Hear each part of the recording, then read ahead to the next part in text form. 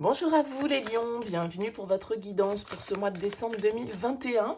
Eh bien écoutez, on va aller regarder ensemble les énergies potentielles qui peuvent se présenter à vous sur ce mois à venir. Gardez bien à l'esprit, c'est du général, ça ne pourra pas parler à tous les lions. Vous prenez vraiment que si ce message fait écho à votre situation, s'il vous aide à cheminer, sinon vous laissez de côté, c'est pas pour vous tout simplement. Si vous souhaitez, vous pouvez également aller consulter votre signe ascendant, votre signe lunaire, ça peut vous apporter des messages complémentaires. Et puis si vous souhaitez une guidance personnalisée, je vous invite à me contacter sur mon mail lililataro@yahoo.com. Je fais toujours une approche préalable avant la guidance pour voir si je cerne bien votre situation. Donc dans votre mail, juste prénom, date de naissance, domaine de la question, pas plus d'éléments s'il vous plaît sur la situation actuelle, sinon cette première approche perdrait de son intérêt. Alors, pour ce mois de décembre, on va regarder ensemble avec les arcanes majeures du tarot de la bienveillance, voir un petit peu quelle va être votre énergie, votre vibration principale pour ce mois. Et puis, on ira développer avec le tarot de la magie verte pour voir un petit peu plus en détail ce qui ressort. Voilà pour le programme. Allez, c'est parti pour vous les lions. Quelle énergie principale pour les lions en ce mois de décembre ?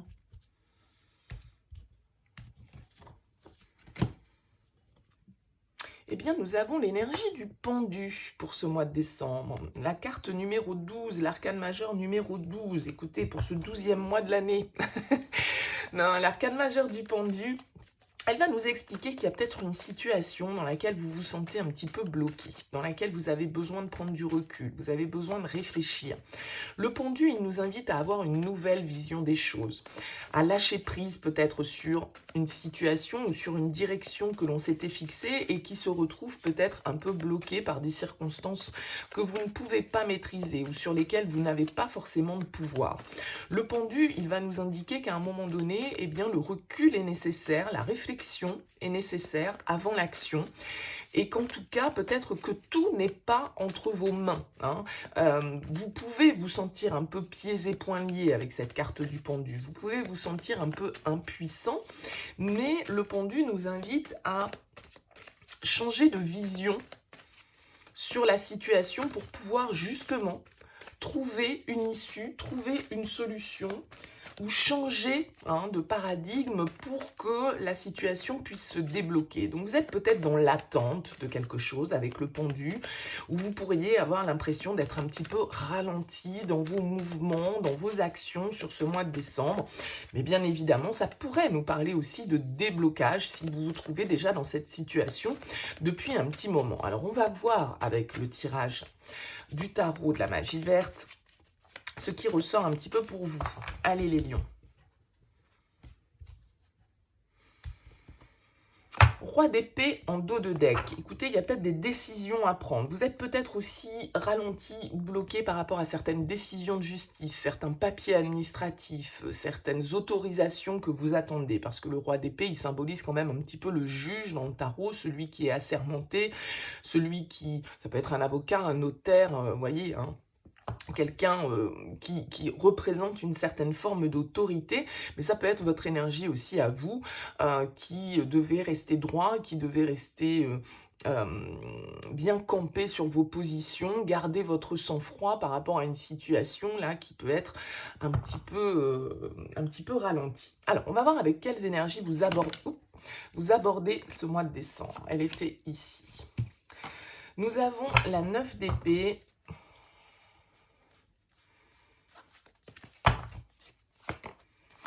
et le 7 de denier. Oui, il y a quelque chose que vous attendez. Avec le 7 de denier, on nous parle de récolte, mais on nous parle aussi quand même de patience.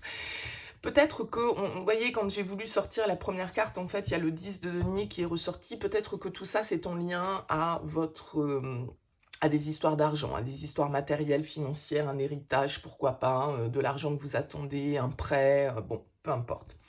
Avec la 9 d'épée, on va nous dire que vous êtes quand même un peu stressé en arrivant sur ce mois de décembre. Vous faites du souci, vous faites du mouron. Avec le 9 d'épée, il y a quelque chose qui qui lâche pas votre esprit, qui vous angoisse un petit peu, qui peut générer des peurs, de l'anxiété. On est un peu dans les scénarios catastrophes avec le 9 d'épée. Alors tout ça, c'est dans notre tête, hein, bien évidemment, c'est pas forcément la réalité. C'est aussi des peurs que les autres nous ont transmises, hein, en disant « Oh là là, attention, tu te rends compte, et si ceci, et si cela ». Donc c'est parfois des peurs qui ne nous appartiennent même pas. Mais en tout cas, la 9 d'épée va nous parler éventuellement là d'une période un petit peu de stress, un petit peu d'anxiété pour vous, peut-être par rapport à, effectivement, avec ce 7 de denier, une récolte, un retour que vous attendez matériellement, financièrement, professionnellement. Voyez comment ça vous parle. Le 7 de denier, c'est l'attente. On sait avec la 7 de denier que l'action n'est pas pour tout de suite, hein, qu'on doit effectivement attendre. C'est pas encore peut-être le bon moment pour agir. Et c'est ce que le pendu pourrait nous indiquer aussi, hein. Vous pouvez être dans cette attente et savoir qu'effectivement, pour l'instant, vous êtes en train de reporter vos actions. Alors du coup, cette attente peut être stressante, peut être angoissante, peut générer effectivement et venir réveiller des peurs, vous empêcher un peu de dormir, vous empêcher d'avoir l'esprit tranquille. Bon, on va voir un petit peu ce qui ressort dans la suite du tirage. Alors, on va voir quel est votre objectif principal pour vous, les lions, sur ce mois de décembre. La reine de bâton. La reine de bâton, elle a envie de prendre des initiatives. Alors, ça peut être une personne, hein, autour de vous que vous avez en ligne de mire, hein, après tout, si on était dans le domaine sentimental. Pourquoi pas un signe de feu comme vous. Mais en tout cas, la reine de bâton, elle nous indique qu'on a envie de reprendre le pouvoir, on a envie de poser des actions, on a envie de communiquer, on a envie d'aller de l'avant, on a envie de mettre en place nos projets, nos envies, nos désirs. La reine de bâton, elle est très magnétique, elle a un petit côté mystérieux, mais elle a aussi ce côté très entreprenant, très entrepreneur, hein. Donc la reine de bâton, elle est mature.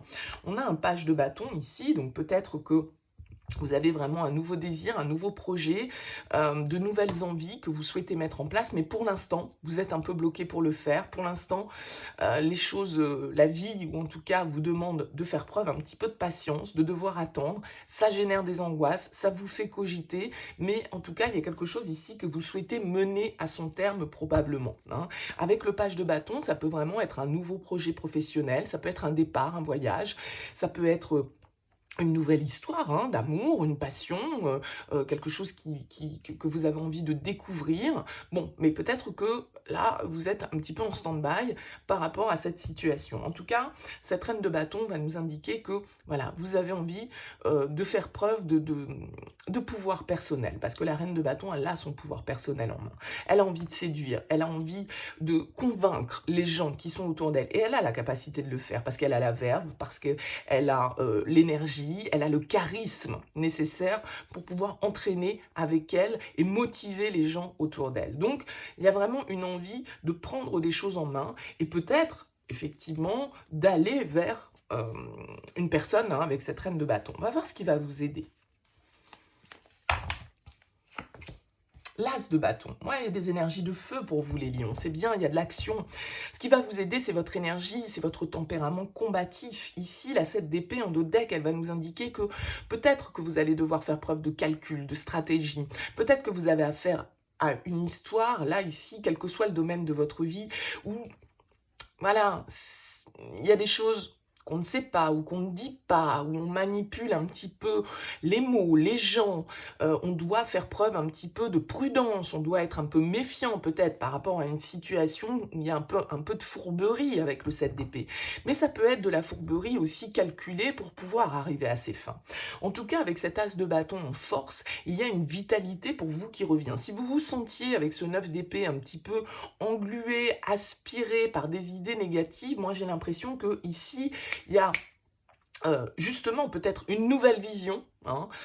Vous arrivez à voir la situation sous un autre angle et à reprendre le pouvoir et à poser des actions claires, fermes, qui vont dans le sens de vos désirs et de ce qui est bon pour vous. L'as de bâton, c'est la vitalité. L'as de bâton, c'est le petit pouce en l'air qui vous dit « Ok, vas-y, c'est bon, tu peux y aller ». vas-y, fonce, saisis cette opportunité, mets en place tes désirs, cette idée elle est bonne, vas-y, il faut que tu fasses germer les choses.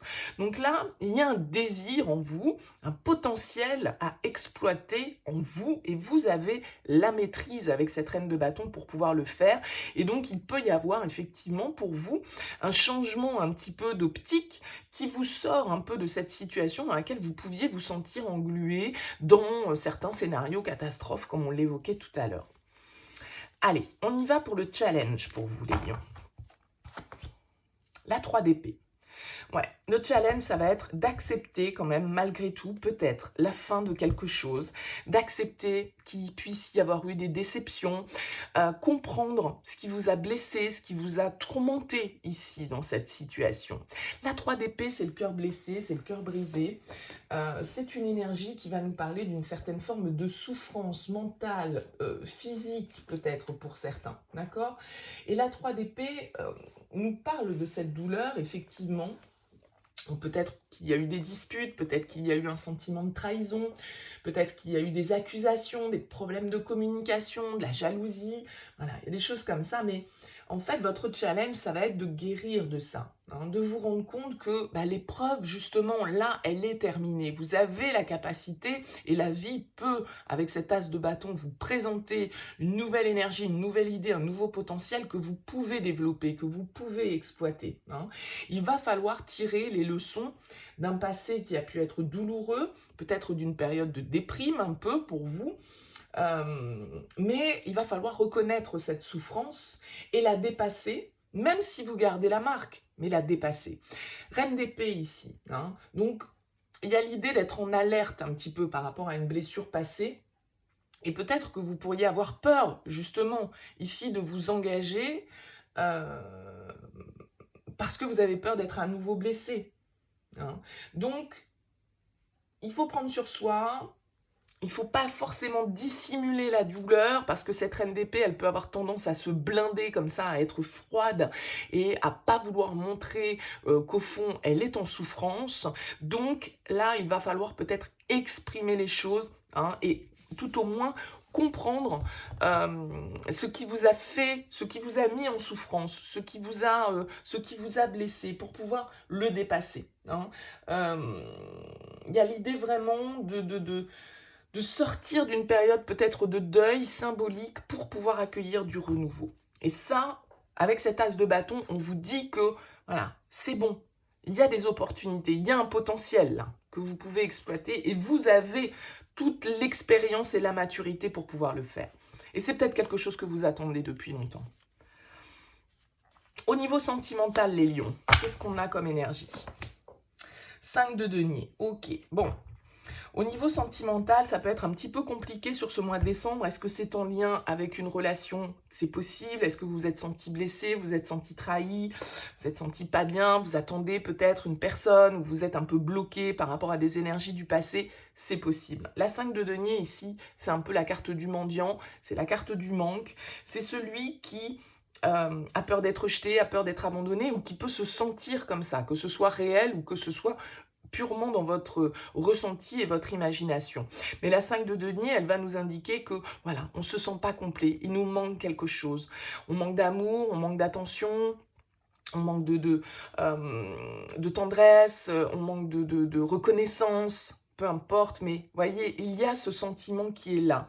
Et avec la 2 d'épée, la tour, bon, il y a peut-être eu des décisions que vous avez dû apprendre, ou des décisions dont vous avez pu vous sentir un peu victime ici, les lions, qui ont pu venir un petit peu faire s'effondrer certaines de vos croyances, certaines choses auxquelles vous étiez accrochés, et qu'il va peut-être effectivement ici avec le pendu falloir lâcher, hein, changer votre vision sur cette situation, lâcher prise éventuellement sur une situation dans laquelle vous pouvez être dans une certaine forme de deuil, dans une certaine forme de souffrance, hein, par rapport ici à quelqu'un qui peut-être vous manque, hein, parce que ce 5 de denier, c'est quand même la carte de la crise affective, de la dépendance éventuellement affective. On s'accroche, hein, désespérément à quelque chose que l'on n'a pas, bon, ou que l'on n'a plus. Alors on va aller développer ce 5 de denier dans le tirage sentimental qui sera à venir prochainement. Et il y a quand même l'idée ici de devoir peut-être aussi crever l'abcès par rapport à une situation avec ce 2 d'épée, voir les choses clairement, hein, peut-être arrêter de s'illusionner, arrêter de tourner en boucle sur une histoire, reprendre son pouvoir personnel, reséduire si par exemple on est toujours en train de cultiver des énergies du passé, une rupture que l'on a vécue, une trahison qu'on a vécue. Bon, bah là avec la reine de bâton et l'as de bâton, probablement que la vie peut vous présenter d'autres opportunités. À vous de vous mettre en mode girl power, peu importe, même si vous êtes un homme, moi c'est comme ça que je l'appelle, la reine de bâton. Voilà, c'est celle qui va séduire, hein, qui va conquérir. Donc, à vous de saisir les opportunités, bien sûr. Parce que l'as de bâton, quand il se présente, il n'est peut-être pas là forcément pour une éternité, hein. Il faut le saisir au moment où il se présente. Au niveau professionnel,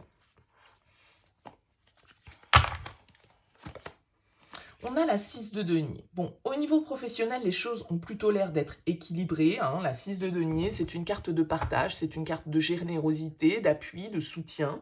On a la 3 de bâton ici en dos de deck, donc on a vraiment cette idée peut-être de projet, peut-être de déplacement, de voyage, de projection vers quelques nouvelles étapes que vous envisagez avec ce 3 de bâton, hein, puisque là on peut nous parler d'un développement par exemple de votre clientèle, de nouveaux horizons commerciaux, on communique avec l'étranger ou on élargit en tout cas son champ d'action, quelle que soit votre activité, hein, à vous de remettre bien évidemment, suivant ce que vous pouvez faire.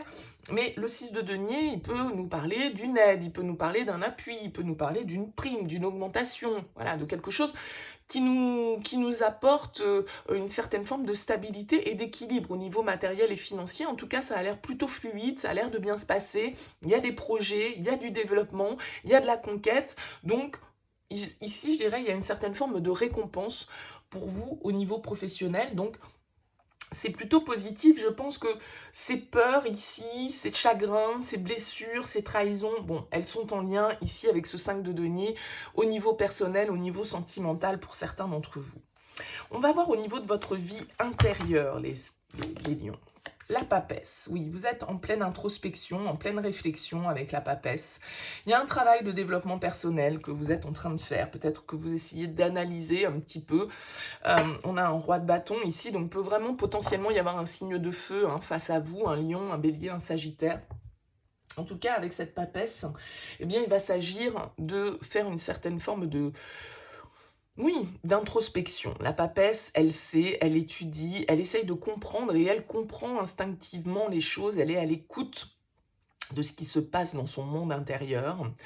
Elle voit au-delà du voile, elle a une perception qui peut être très sensible.